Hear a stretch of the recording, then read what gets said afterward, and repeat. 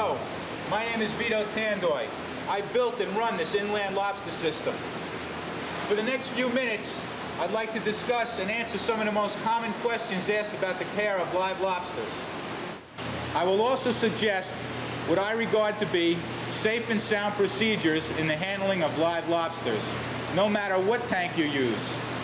Now let's see if I can help you minimize your shrinkage and maximize your profits from the handling of live lobsters. The largest single killer of live lobsters in an artificial seawater tank is fresh water. The regulation of a proper salt mixture level is very important. For this, a hydrometer is used. The hydrometer is a fragile instrument that can be easily knocked out of calibration. Notice the paper inside can shift up or down. This can give you false readings if not seated properly. To ensure a proper reading, always use two hydrometers. Check one against the other. If they deviate, get another hydrometer and get rid of the broken one. The best reading is about 1.025 registered here in the green marked area. Now, how do you mix artificial seawater? I suggest taking a 5-gallon pail and adding exactly 1 1/4 pounds of sea salt mixture to 5 gallons of tap water. Mix well and let stand for at least 2 hours. Stirring well, some of the chlorine will dissipate. Then get your hydrometer and check the mixture. If it is okay, proceed to replenish the tank. Never add random amounts of tap water or dry salt directly to your tank. Guesswork kills lobsters. For proper storage, I recommend keeping your open salt mixture dry and in a closed plastic bag. Moisture absorbed by the mixture will change its weight. If you must make a complete water change, let the water run through the filters and refrigeration for several hours before adding pre-measured amounts of salt mix. Cooling and aerating the water will dissipate the chlorine in tap water. Chlorine kills bacteria. After the salt is mixed for 2 hours, reintroduce a few lobsters to the water. Lobsters cannot stand sudden changes in temperature or salinity. Don't shock your lobsters. I don't only mean with an electrical short, which is possible. I mean physical shock. Sudden changes of salinity, temperature, or oxygen levels. Following proper procedures will keep your tank clean and prolong the life of your lobsters. Which brings us to a subject of washing or so-called purging the lobsters. If you feel your lobsters really need to be washed off, follow this suggestion.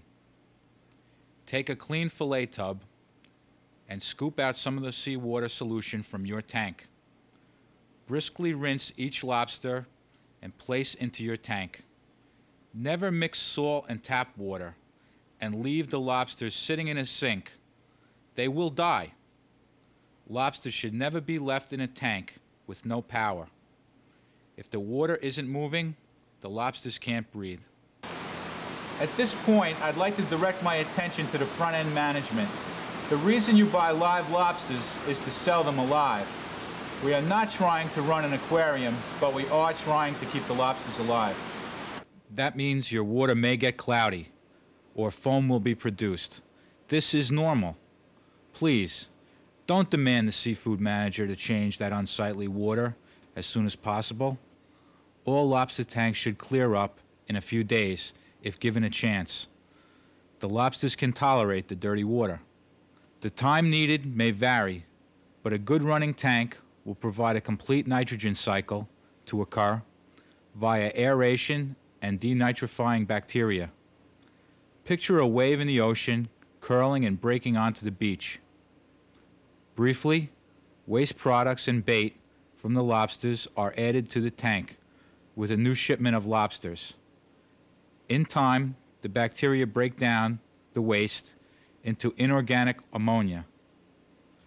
The ammonia is further broken down by other bacteria to first nitrites and nitrates.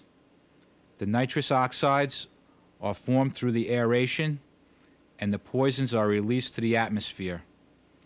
The solids are removed through the foam and the filters. Once this cycle is established, your tank will operate trouble-free for months. I recommend adding liquid chemical bacteria when making a complete water change or during peak periods of use to help the nitrogen cycle. The last point I want to make is temperature. Colder water dissolves more oxygen. Lobsters kept at 45 degrees use half the oxygen than at 60 degrees. They are also less active, making them easier to handle, and they move their bowels less. I recommend you maintain your temperature between 45 degrees and 50 degrees maximum. Periodically, clean your condenser. So when you receive your shipment, check all your lobsters to see if they are alive. Don't just throw a semi-lifeless, half-frozen lobster into your tank. Shipment trucks are temperature regulated. However, in winter months, the lobsters can freeze in transit. If this occurs, temper the lobsters a while by putting them back into the box for 20 minutes. Once they temper, they will start to walk, and you can put them into the water.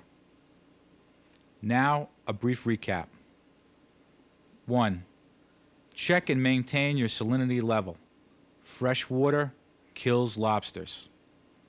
2. Mix and add your sea salts in a 5-gallon pail. 3. Don't wash your lobsters in a sink with tap water and only use tank water. 4. Temper your lobsters. Avoid exposing them to sudden extreme temperatures. Keep your water between 45 to 50 degrees. 5. Keep your tank clean. Change your filters often. Don't feed the lobsters, and don't overcrowd them. As you can see, you must use TLC in handling live lobsters. If you have any questions pertaining to the care of live lobsters or problems you're experiencing, please call me at 1-800-426